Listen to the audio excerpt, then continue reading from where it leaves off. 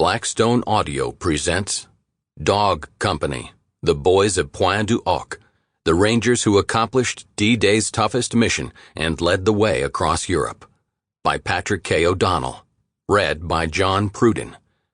Copyright 2012 by Patrick K. O'Donnell. To the courageous men of the 2nd and 5th Ranger Battalions, whose collective actions accomplished D-Day's toughest mission, and whose legacy lives on in the next greatest generation of Rangers. To my many friends of the World War II generation, your legacy is abiding and inspiring. To all the Continental soldiers buried in unmarked graves.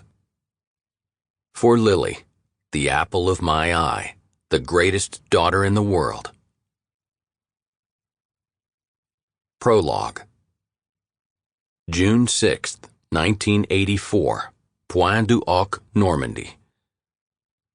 Flags fluttered in the breeze as the flash of cameras dovetailed President Ronald Reagan's stirring words.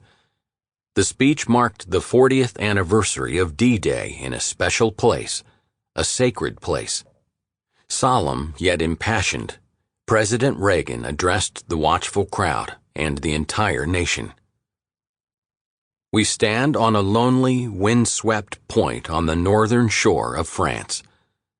The air is soft, but 40 years ago at this moment, the air was dense with smoke and the cries of men, and the air was filled with the crack of rifle fire and the roar of cannon. At dawn, on the morning of the 6th of June, 1944, 225 Rangers jumped off the British landing craft and ran to the bottom of these cliffs. Their mission was one of the most difficult and daring of the invasion, to climb these sheer and desolate cliffs and take out the enemy guns. The Allies had been told that some of the mightiest of these guns were here, and they would be trained on the beaches to stop the Allied advance. The Rangers looked up and saw the enemy soldiers, the edge of the cliffs shooting down at them with machine guns and throwing grenades. And the American Rangers began to climb. They shot rope ladders over the face of these cliffs and began to pull themselves up. When one Ranger fell, another would take his place.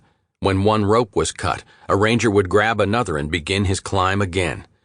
They climbed, shot back, and held their footing. Soon, one by one, the Rangers pulled themselves over the top, and in seizing the firm land at the top of these cliffs, they began to seize back the continent of Europe. 225.